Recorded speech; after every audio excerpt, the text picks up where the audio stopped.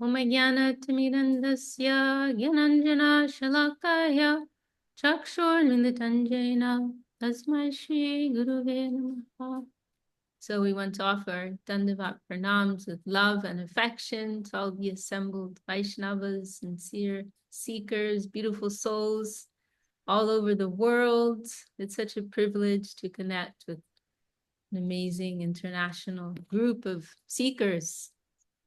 And we're in Christmas time, right? Christmas period. I'm in South India right now, where there are actually quite a lot of Christians in South India. So you do see some, it's not as much as you'll experience in the West, but there's still quite a strong Christmas element here.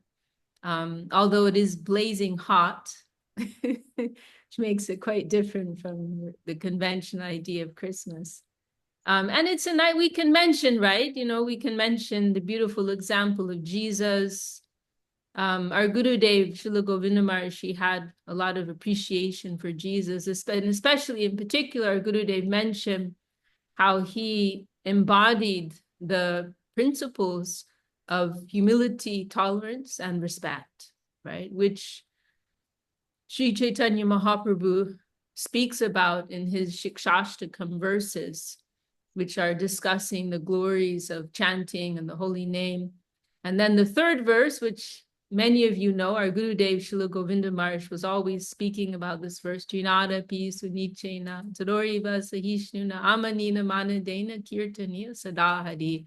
One who is more humble than a blade of grass, more tolerant than a tree, who gives all honor to others without expecting it for themselves. Such a person is qualified to chant the holy name of the Lord, right? And you know, this teaching is given by our gurus that to really genuinely, authentically enter into the chanting of the holy names, engage in real kirtan, a wholesale transformation of consciousness, purification of the heart is required.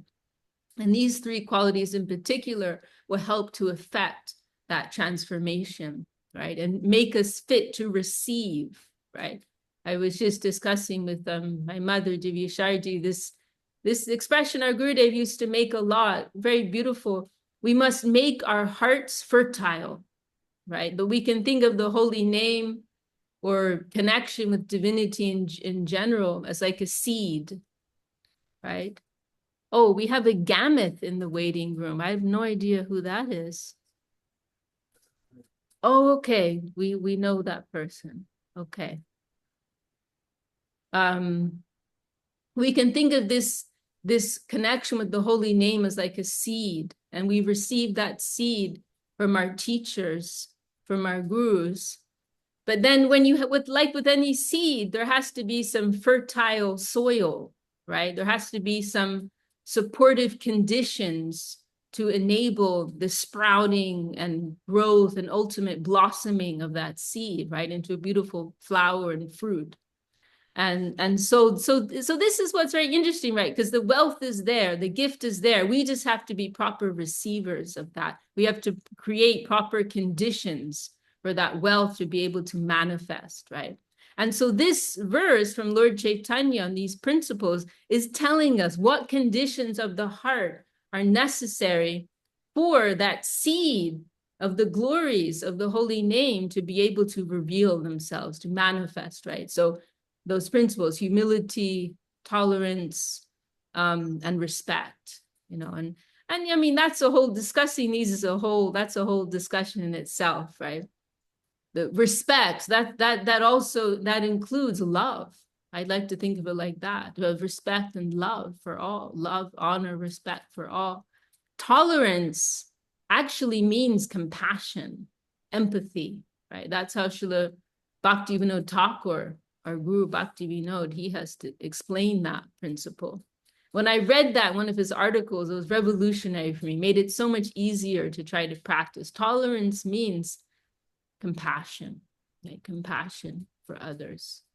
Humility means recognizing our position within the whole, right? Finding our place, not that we're at the center and we are the whole or the center of the whole, but we were one part of the whole, feeling our place and feeling that beautiful humility that comes as a result, right?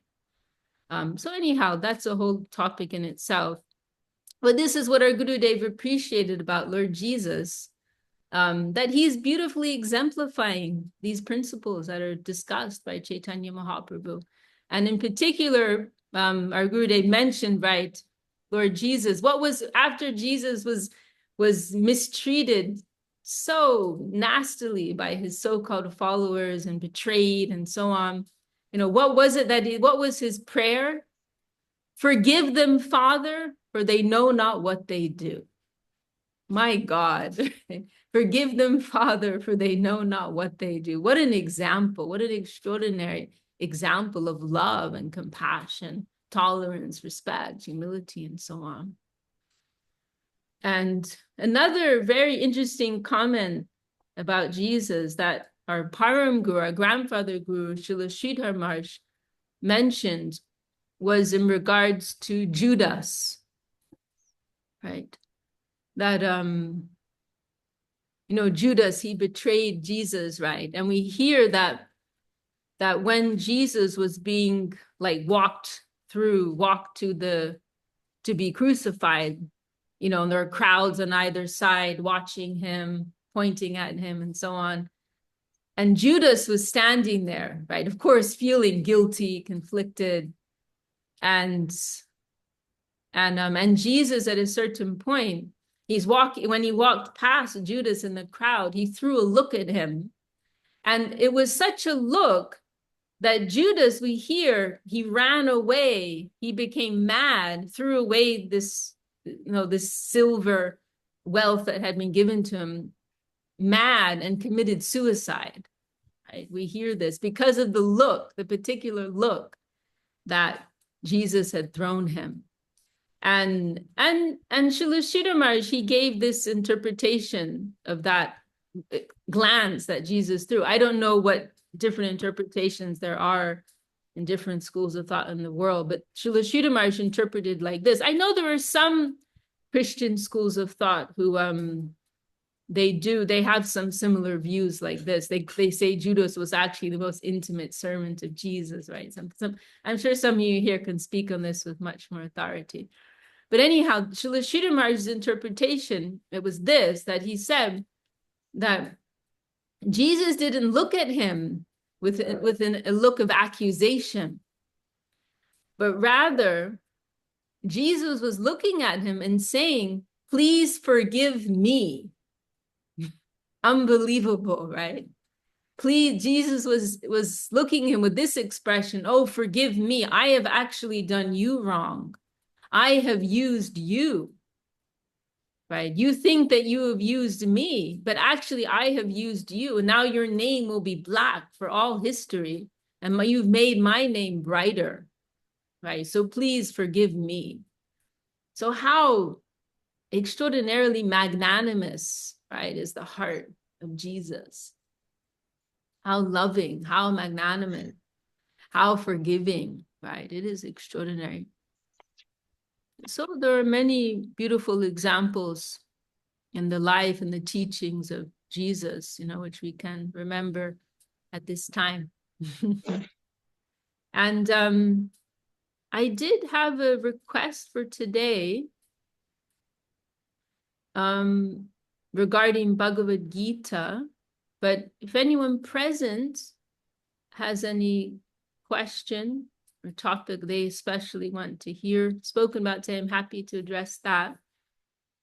And also welcome Gameth. I think this is your first time joining our meeting. Do you want to introduce yourself, or you prefer to be anonymous? Tuning in Hi, London, I believe. I'm joining for first time. I'm myself. I'm from India, and I'm staying in London now. And one of my friend Anand Krishna, he invited me to this, so I was listening and trying to learn things. Well, thank you for honoring us with your auspicious presence. Yeah. This is your wealth, your culture, actually. Yeah. All right. Well, welcome. We had one or two others also join. Welcome to all. Dana joined us. Welcome, Dana. Okay, then I will go to our topic. Sorry, Dana, were you going to say something? Roundabout, so grateful to be here. Thank you. Dhanyavad. I'm amazed, actually. So many who have turned up.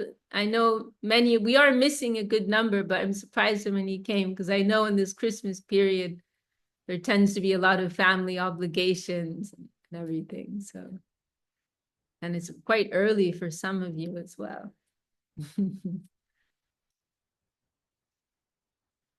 Okay, so I did have a request for a topic on related to Bhagavad Gita, actually related to Bhagavad Gita.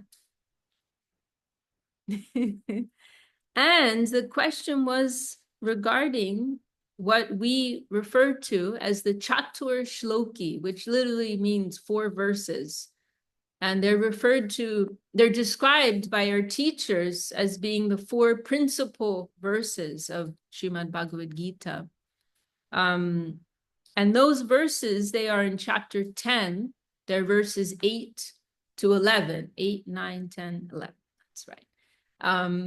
And so it's wonderful, of course, to meditate on these verses. And we're also very privileged because our grandfather guru of our guru, Srila Sridhar Maharaj, for those who aren't so familiar, we can show some. Unfortunately, I'm not able to do a screen share here for some reason.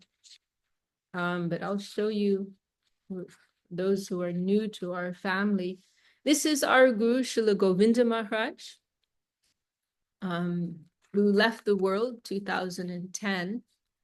This is our Param Guru, Guru of our Guru, Srila Sridhar Maharaj. And this edition of Bhagavad Gita is based on his explanations of Bhagavad Gita. And as I mentioned recently, but for those of you who are joining for the first time, this is kind of a minimalist Gita in the sense that it's assuming a lot of prior knowledge about Bhagavad Gita. It's like kind of like PhD level Gita. It's just, Srila Sridhar Maharaj just comments on a few special verses, you know, or when there's some particular unique points that he wants to make, to highlight. But otherwise, he doesn't give any, you know, general explanations of any of the verses, just a few key points are highlighted here. And one of these is in regards to this Chatur Shloki, these 4 principal verses. And his explanations are extraordinary. And we, you know, sometimes people will ask, well, why are you in this mission, right? Nowadays, there are so many different organizations that are propagating the message of Lord Chaitanya Mahaprabhu, right? In the line of Krishna consciousness, bhakti yoga. There are many different missions. The most prominent, big, well-known is that of ISKCON, right? The International Society for Krishna Consciousness. But of course, there are many, many others.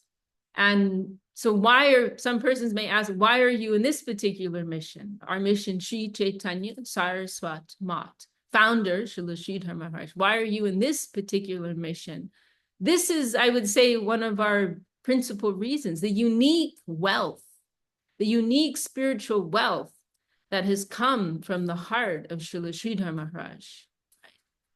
Very unique explanations about the science of Krishna consciousness, the science of bhakti, devotion.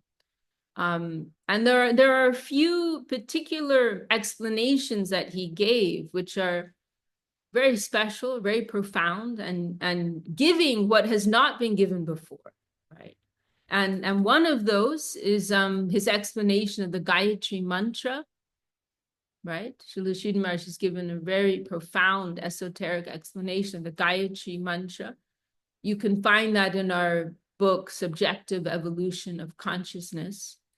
So that's one of his very special explanations. Another is for this Chatur Shloki, these 4 principal verses of Bhagavad Gita.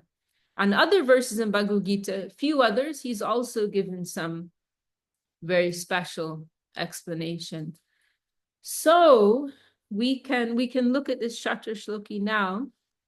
And so if those of you who have an ebook or a physical book next to you, you can, you're welcome to join, read along. So chapter 10, verse 8. And one thing which I wanted to mention is a very interesting point, which I don't know how much this has been considered, but it's a very interesting point that, because remember Bhagavad Gita, there are different yogas that are discussed in Bhagavad Gita. But it's not random, right? There is actually a progression, right? There are different ways to make our approach, right? There are different ways by, in the end, everyone may reach the same destination, right? But then everyone may take different roads to get there, right? And this is one thing that's very beautiful about the whole Vedic presentation, that it's very broad, and and sometimes it can be a little frustrating because it's like too broad to the point where it can get confusing sometimes. And this is actually how Srimad Bhagavatam came about, right? What we consider to be the final Vedic text. It came about because the sage who compiled and organized all the Vedic texts, he got to a point where he's like, something's missing, right? Because he'd given so much. He'd given the 4 Vedas, he'd given the Upanishads, he'd given the Itihasas, he'd given the Vedanta Sutra, right? He'd given so much. And this is all, thousands, hundreds and hundreds of thousands, if not millions of Sanskrit verses, elaborating on so many different angles of truth, material truth, spiritual truth, and so on. But still, Vedavyas was feeling like, I'm not satisfied, something's missing. And then his guru, Narada Muni is like a rock star, right? He flies everywhere, playing his musical instrument, the veena, chanting the name of Narayan, right? He's like a rock star. But so Narada is the guru of Vyas, Veda Vyas. He comes and chastises his disciples, says, what have you done? You've given so much information. You've given so many different angles on the truth and so many different paths. You're making everybody happy, but you haven't made clear what is the path to the highest truth for those souls who are really ready for the final lesson. Like, you've given kindergarten, you've given grade 5, grade 10, but what about the graduate class, right? What about those who are really ready? What about those who don't need the pat on the head, right? You don't need to be pandered to. What about those who are actually ready to really go to the highest level of truth? You haven't shown them. Okay, you've given them something, but you haven't made a clear, systematic explanation of that, right? Why is this the conclusion, and how do we get there in a clear way? You haven't made that clear, and so Narada tells him, you've actually done a disservice. You've actually done a disservice. So you need to rectify what you've done. You need to make it clear. And then, as the outcome of that correction that came from his guru, Vedavyas, he gave Srimad Bhagavatam, right? So the Vedas, as I said, they're very broad, right? And so Bhagavad Gita, and in some ways, I think of Bhagavad Gita as like a concise presentation of the different paths for progress that are given across the Vedas as a whole, and for persons actually in pursuit of liberation, because some sections of the Vedas, they're more focused on people who aren't ready for the pursuit of liberation, but people who, they want to have a good time in this world, but they also want to kind of toe the line and not get into too much trouble, right? Enjoy, but not get in too much trouble at the same time. Have some connection with religion and God or whatever is up there, but also have a good time. There is a whole portion of the Vedas which is just dealing with that, which is followed by a huge proportion, if not the majority of Hindus today, right? But then there are higher levels in the whole Vedic world, which are for that higher, more intelligent class, who they really understand this is our condition and we need to go beyond this, right? So Bhagavad Gita is kind of summarizing all of these paths of progress for persons in pursuit of liberation, who understand this world is, we don't need to waste our time here. So Bhagavad Gita is like a summary of all these different paths of progress. Yoga, right? Yogas, that's what yoga means. Yoga means a path of progress to help us unite, connect with the divine, right? So there are these different yogas are outlined in Bhagavad Gita. And then there are different ways of going about that, right? We consider bhakti yoga to be the conclusion, to be the highest yoga, the ultimate yoga. And so there are many souls who will kind of just jump to that, right? But Bhagavad Gita is also giving you this, it's also very beautiful to see this systematic development that takes place in Bhagavad Gita.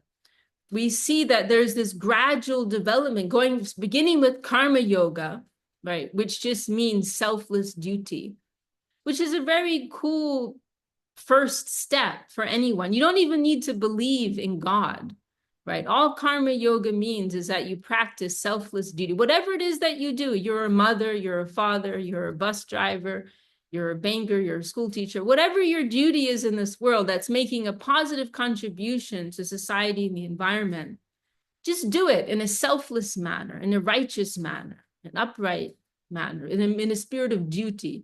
If someone can genuinely live like that, there will be automatic purification of the heart, chitta shuddhi, purification of the heart, and that will automatically qualify one for the next yoga, for jnana yoga, the yoga of knowledge, where because of the purification that takes place in this clearing of the samskaras, clearing of all these mundane layers and impressions, then naturally one will begin to feel the presence of the Atma, right? Their own Atma and the Param Atma, the Supreme Atma, right? And so it's like there's this like gradual, natural, automatic development that will take place through in following these yogas.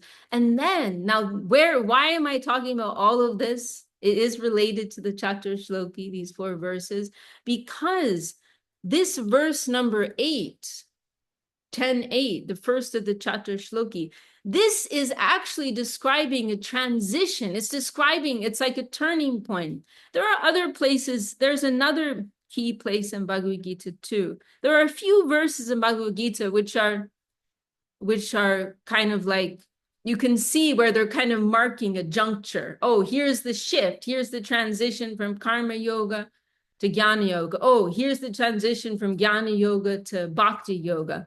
And so this verse 8 is actually on one level describing the transition from jnana yoga, the yoga of knowledge, to bhakti yoga, the yoga of devotion. And I will also mention here that the only thing that's actually required in this progression through the yogas is a sincere heart, right? One can practice any one of the yogas with a sincere heart. And if they do that, they go in. And this is why, I can never agree with spiritual dabbling, right? Because if you really want to make, of course, we can do it and just understand the limitations of what we're doing, but we can't do that and expect to make substantial advancement, because we really need to understand limits. I'm following this path all the way through with my full sincerity, and then I'll see where there's a bridge to something more developed, right? And so what's required is sincerity, right? And so if one picks up any one of the yogas with sincerity, then God in the heart, the divinity in the heart, will guide them to the next level, right? The only obstruction in all of this is when there's ego, right? Ego is something that is like a weight. It's like a filter. We cannot see clearly. But if we sincerely, like someone told me, someone asked me, it was a few years ago, we're celebrating Krishna as the original divinity. And someone was telling me that they have this devotion for Lord Shiva, right? And I said, and they told me that they really just want to worship Shiva.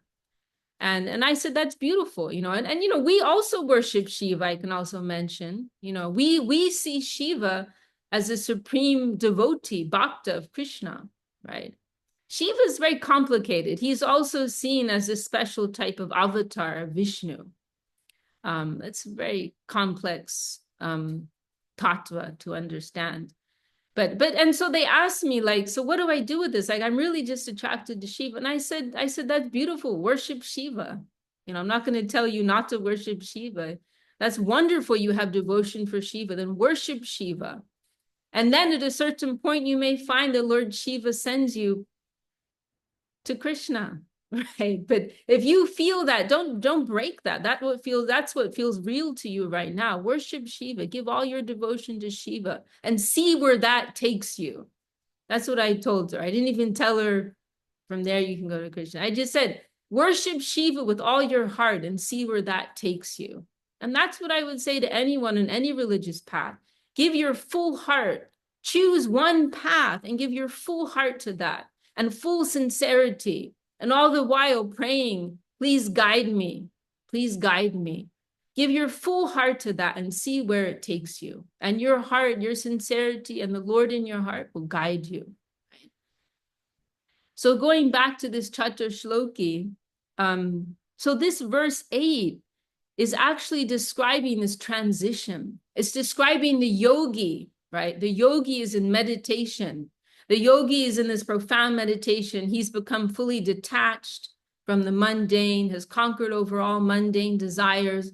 And in their meditation, in their sincere meditation upon the divine, they have a glimpse of that beautiful Lord, right? And having that glimpse of the Lord, what do they perceive? He is of the nature of love. He is of the nature of beauty. He is of the nature of charm. He is of the nature of play, of divine play.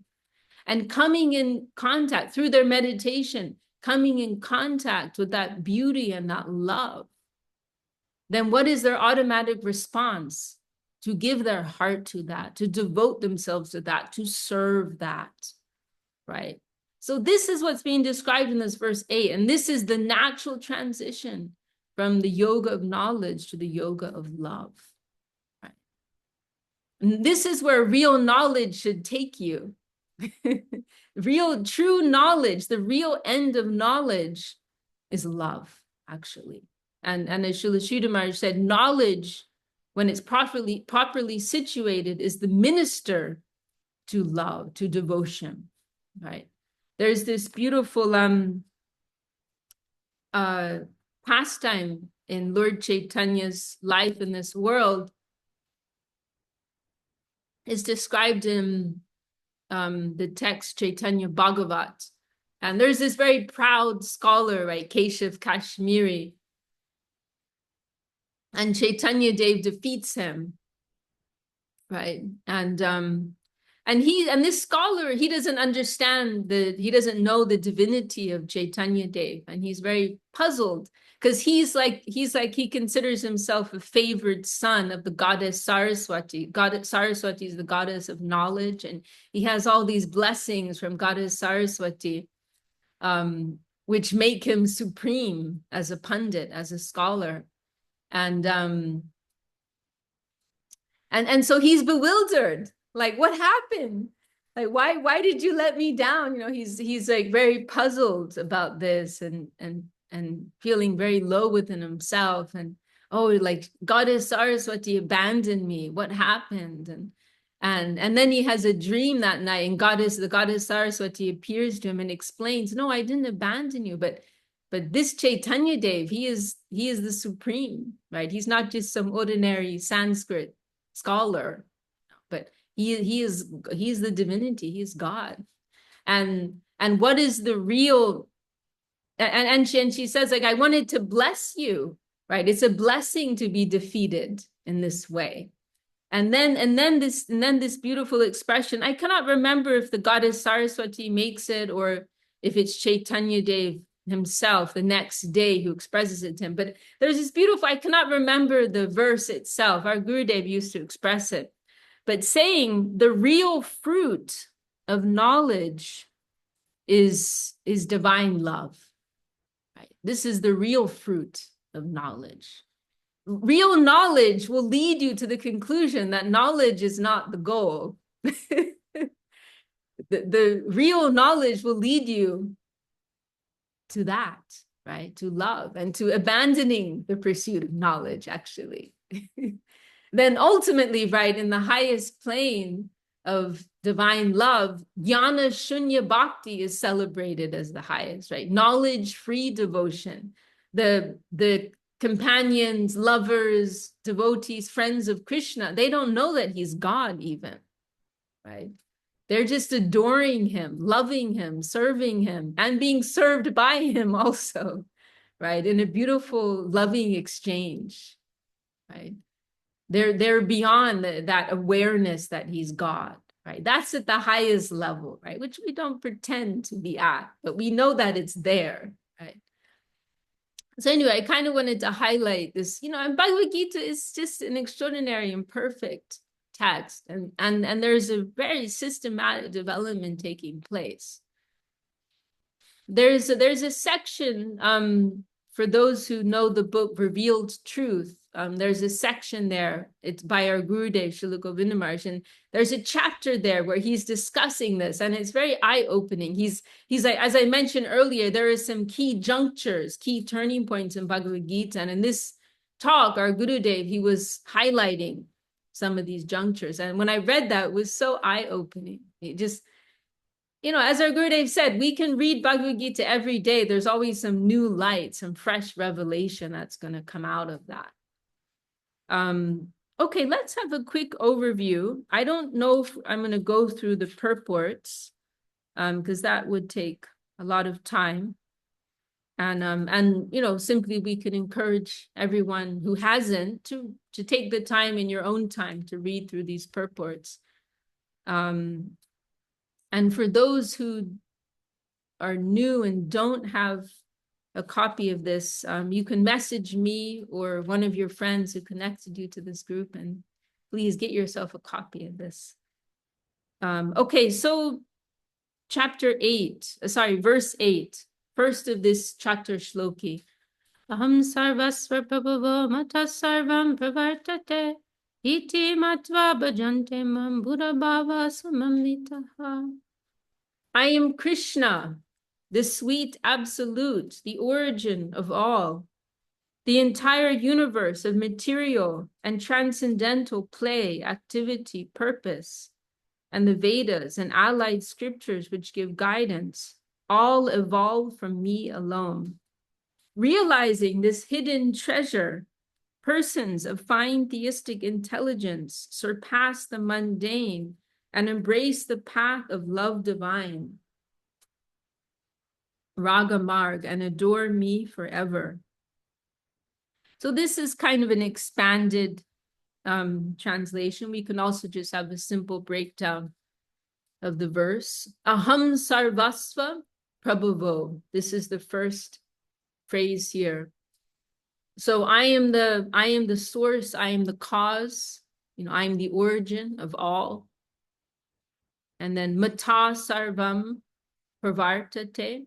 Everything arises from me, everything comes from me, everything emanates from me. So one way we can look at this, right? The origin of everything is personal. The origin of everything that be is a person. The origin of everything that be is a loving person. We can also add that. Iti matva bhajante mam. So realize Buddha bhava samamvitaha. So realizing that Buddha, the intelligent souls, they approach me in a mood of love. They adore me. They worship me. They serve me. They love me. So very wonderful. Realizing, and this reminds me of one expression of one of our teachers, Jiva Goswami, brilliant, extraordinary scholar from around 500 years ago. And he, how does the Sanskrit go? Bhajaniya Sarva Sat Guna Vishishta. He has this beautiful explanation of the unique quality of Krishna, which is that he attracts persons, that persons approach him simply because of his beauty and his charm, right? Persons are not approaching him at the highest level. They're not approaching him, as we were saying earlier, with the awareness that he's God. They're not serving him like, oh, this is God, I should serve him, I should bow to him. They don't have that type of calculation within them, but they're simply irresistibly drawn to his beauty and his charm. And they're compelled to give themselves to that. Why? Because love ultimately means self-giving. Love means sacrifice. When you truly love someone, you want to give yourselves to them, right? So this is the nature of Krishna, that he's irresistibly, by virtue of his charming qualities, persons are irresistibly drawn to him, to give themselves to him, to adore him, serve him, love him, and so on. So this is what is being described here. Coming in connection with that original divine loving source, these great yogis, they throw away all their previous knowledge and they just want to throw themselves into loving service, right, to this beautiful divine source. So this is the first of this Chatur Shloki. And this is a, simple explanation. Srila Sridhar Maharaj goes into some very deep esoteric explanation here, his purport. Then I'll go to this next verse, verse 9. Vakchittamat gata prana bodhayanta parasparam katayantaschamam nityam dushanti charamanti cha. Always thinking of me, those surrendered souls converse about me, enlightening one another with the nectar of their devotional realizations, ever content and ecstatic in their divine natures. Very wonderful verse. And there are a few very interesting points. One thing that I appreciate so much about this verse, it's something that perhaps we may not find so much in conventional scripture, which is that we're hearing about the relationships that the devotees have amongst themselves, right? More often we hear about the relationship that an individual devotee has with God. What are their expressions to the Lord? What are the Lord's expressions to them? But in this verse, we're hearing about the loving relationships that the devotees have amongst themselves and how they inspire one another in their devotion to the Lord, right? It's this Bodha Yanta Parasvam. They enlighten one another. They inspire one another with their respective realizations. And another very interesting point. This was made by Srila Sridhar Maharaj discusses this, and there is also one nice article by a godbrother Srila Sridhar Maharaj on this point, actually about Srila Sridhar Maharaj, which is that, because it's saying here, right, Tushyanti cha ramanti cha, and there are some quite fine layers drawn out here, which I won't go into now, but you can read in the purport. But it's saying that in this discussion, in their discussion about the Lord, these devotees, they experience this very deep nectar, right? Very intense nectar they're relishing in their discussion. It's not just dry words, but they're tasting nectar in these words that they're speaking and words that they're hearing. And so this interesting point can come out of here, that how is it that they're relishing this nectar in their discussion? How is it possible?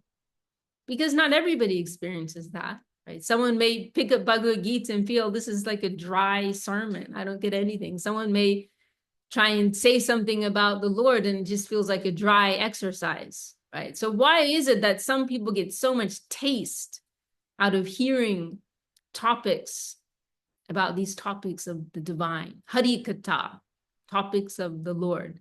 How is it that some people get this like taste, this juice, rasa? How is it some people are tasting all this juice when they talk about, or how is it they taste it? And how is it that people hearing them feel, oh, this is tasty, this is rich? Some classes you'll go to and it's just like a dry sermon, right? Others you go to and it's full of life and vitality, right? How is that? What is it that what's the point? What's the distinguishing factor here? What makes it and what breaks it, right? Surrender, right? This is one of the points that can be drawn out here.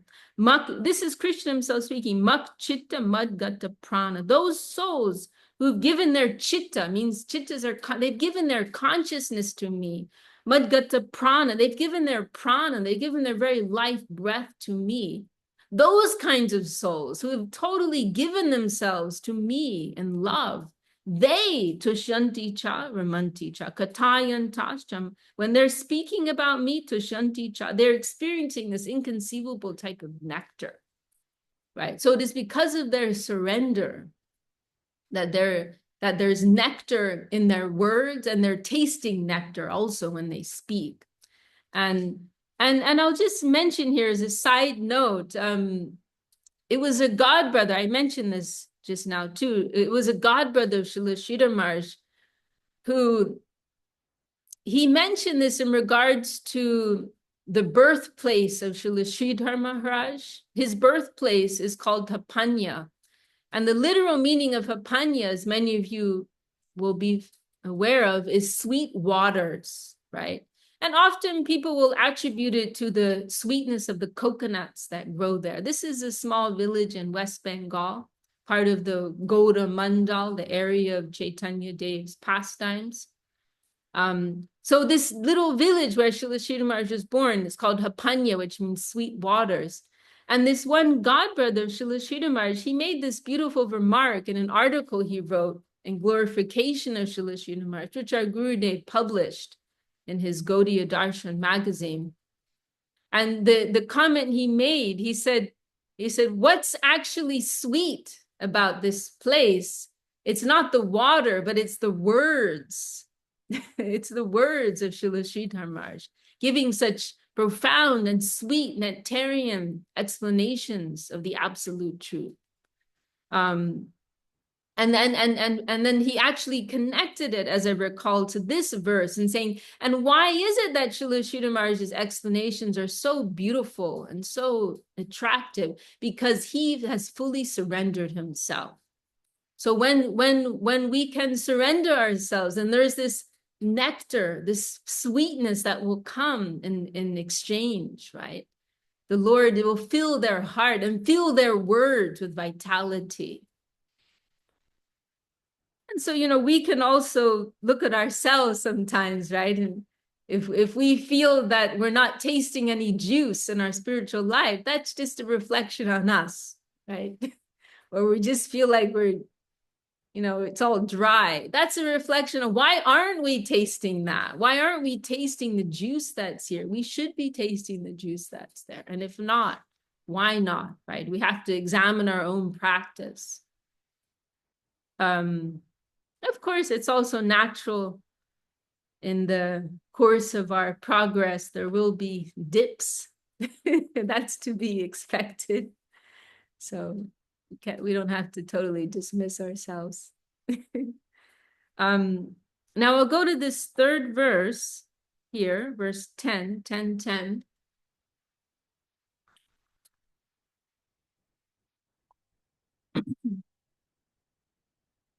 Yesham satata yuktanam bhajatam piti purvakam dadami buddhi yogam tam yena mam upayanti te. To those devotees who are always lovingly engaged in my service, I give the divine inspiration by which they can come to me. So this verse, and you can read in the purport, Srila Sridhar Maharaj goes into some deeper layers, which I think is a little outside of the scope, and I think also time frame of our discussion today. So I'll just, maybe now we'll just discuss the first layer meaning here, which is that it's a beautiful expression of encouragement, right? This verse. Dadami buddhi yogam tam means Krishna is saying, I will give them the intelligence. Tesham satata yuktanam bhajatam priti purvakam. Those devotees who are approaching me with sincerity, with their heart, desire to give themselves, I will give them the intelligence by which they can come to me. It is extremely encouraging. To those devotees who are always lovingly engaged in my service, I give the divine inspiration by which they can come to me. It's very encouraging. It's very reassuring.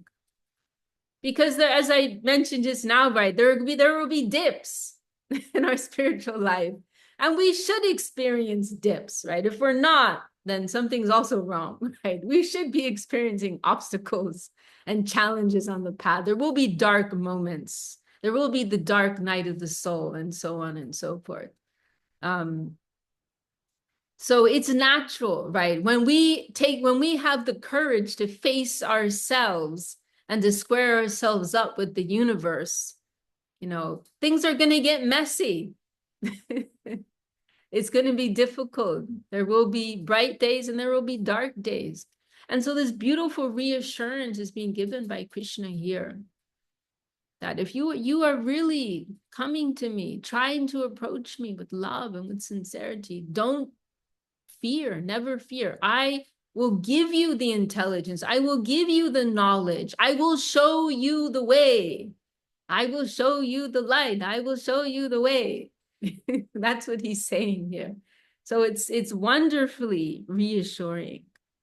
And this is one of those, there are 2 points actually, 2 points which are so reassuring, and I always forget them. And every now and again I'm like, oh yeah. It's like, oh, thank God. And this is one of them. Dadami buddhi yogam tam, this phrase here. Krishna is saying, if you're approaching me with sincerity, with love, I will give you the intelligence. I will show you the way. And I'm like, oh, thank God. I just have to wait it out.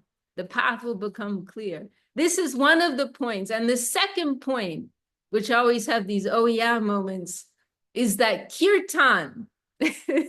Kirtan is a thing. We will be purified. We will be uplifted. And we can always tap in to the current of kirtan. Anytime, any place, anywhere, we can connect with the Lord. We can connect with divinity through the power of kirtan, through the power of the holy name. Doesn't matter how bad things are, physically, mentally. Thank you for joining, Mahalakshmi. It doesn't matter how bad things are. We can always tap into the holy name, always tap into the flow of kirtan. Mentally, even if we can't speak, right? With our mental power, we can connect with that flow. So whenever I remember that, I say, oh, what a relief, thank God. Sometimes we can look at ourselves and feel like, oh my God, I'm just drowning in this ocean of shortcomings. How am I ever going to make advancement? And this is the thing, when we actually do start making advancement, it's like a lid gets lifted and we start seeing all the different points, you know, that we need to work on. So it can get very overwhelming at times. But then we remember, oh yes, the holy name is there. This is the great gift of this age. Anytime, any place. And this is the thing, right? Anyone who has experienced kirtan, they'll all testify to the transformative power of kirtan, right? How powerful it is, how purifying it is, how uplifting it is, how real it is, right? We feel we're connecting with this current, real, tangible current. So this verse, very reassuring, very encouraging. Now we can go on to verse 11, the last of this chatur shloki. Te sham evanu kampartam aham agyana jam tamaha nashayam yatma bhavasto gyana dipena basvata. Out of compassion for them, I, situated within the hearts of all living beings, dispel the darkness of ignorance with the radiance of knowledge. So this is the general explanation of this verse. And then Srila Sridhar Maharaj, he gives another interpretation also of this verse. This is the second translation. Being conquered by the love of those devotees who in their unalloyed loving devotion become afflicted by the all-devouring darkness born of their pains of separation from me, I illuminate their hearts with my presence, destroying the darkness of the pain of separation. So yeah, we can read this verse on two levels, right? The first meaning, which is the more general one that you'll find in other translations, it's very wonderful, very encouraging. Krishna describing how he'll give this illumination, revelation, reveal himself in the hearts of his sincere devotees, showing them the way and so on, right? This is one level meaning.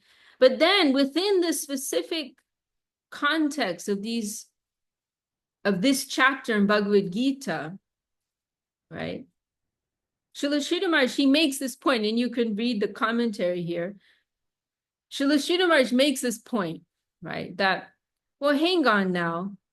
In these previous verses, it's already been made clear that Krishna is speaking about this very high level group of devotees, right? They're liberated souls, and much more than that. So where's the question of the darkness of ignorance? Okay, we can be in the darkness of ignorance, but these devotees who Krishna is speaking about within these verses, they're liberated souls. Their hearts are fully pure. So what's the question? Where's the question of the darkness of ignorance? Why do they need the radiance of knowledge? It doesn't apply to them.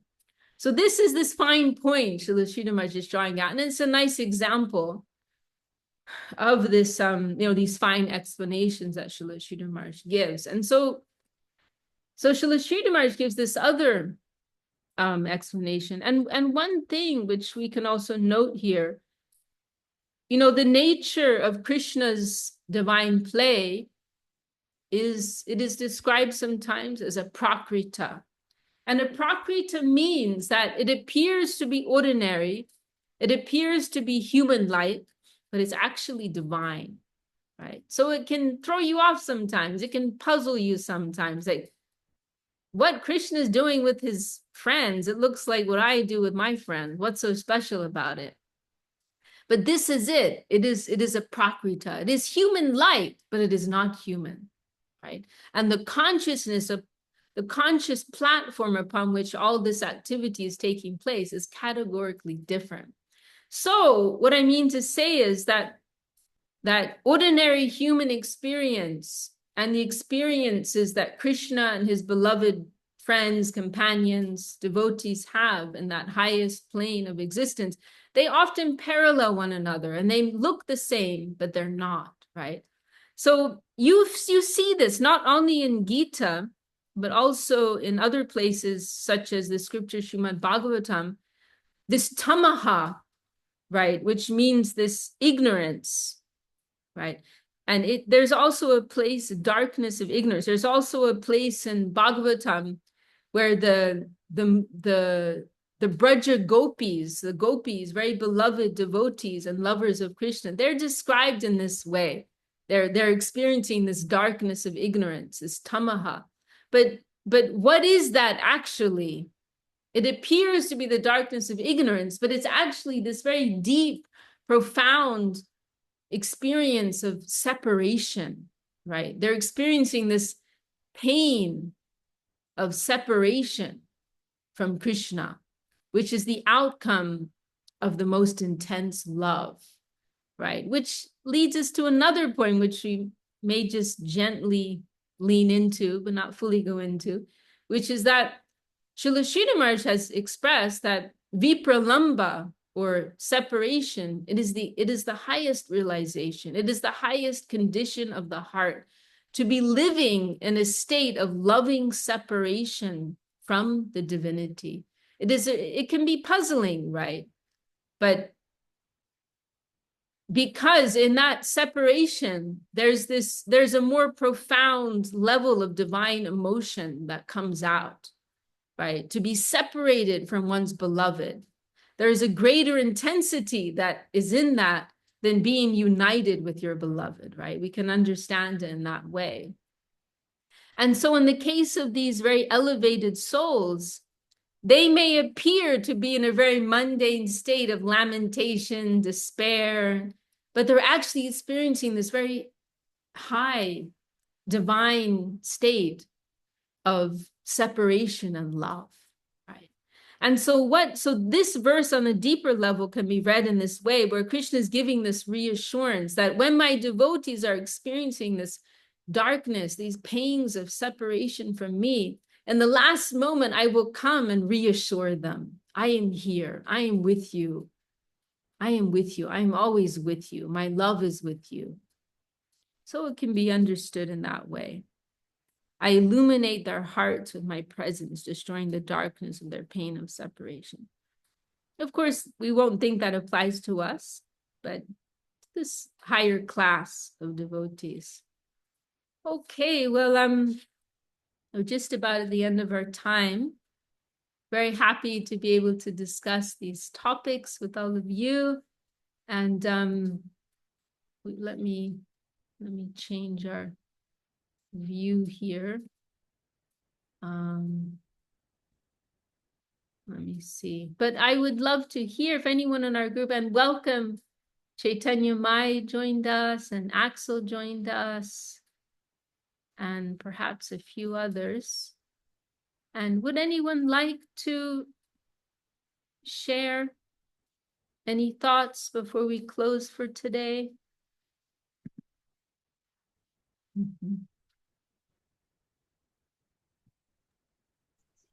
Vishaka, I just had a few thoughts, if it's okay for me. Yes, please. I just was thinking from the very beginning, kind of the purport of your talk in these verses, but starting out with with Jesus and forgive them, Father, for they know not what they do. Like, we're all in a level of ignorance, and I think just from reading this from a long time ago or hearing about this, and but we're all in ignorance, and I think there's different levels to our ignorance, and on the deepest level, we don't even realize that we're spirit soul. So sorry, somehow I forget to quit breathing when I talk, so I get a little red in the face here. You know why? Anyway, I think there's different levels, but ultimately, like, we can all come out of that ignorance, and I think it's what you mentioned in the very beginning is just a sincere heart. I think is important and actually crucial, because otherwise, like, following religious principles or just doing mechanical things, it will become dry. Like, this is a living thing that we're all chasing after. And Sudarshan told me a long time ago, he said, it's very basic, but it was profound to me at the moment. But he said, God is alive. Like, God is living, God is alive. And I think we can forget that in some ways, when we go about our daily lives. But I think it's important, those verses, just being around devotees and having these discussions can lift us up, and actually sharing our own realizations, we can get clarity on where maybe we're not going right, and maybe some correction happens. But ultimately, all these things will take us higher and give us more of an open conception and idea, and actually bring us closer to Krishna, to what's real and living. And the sincere heart is the key, but also, like you said, the second part of that is surrender, because we have to accept where we're being led too. We can't, if we're sincere, and we have to have some faith, and through that faith, then we have to surrender to that. And ultimately will be led. We can all see it in our lives if we reflect on our past and where we are now. And that sincerity is key, but also surrender to what comes through that sincerity, I think, is important too. But just some thoughts I don't know.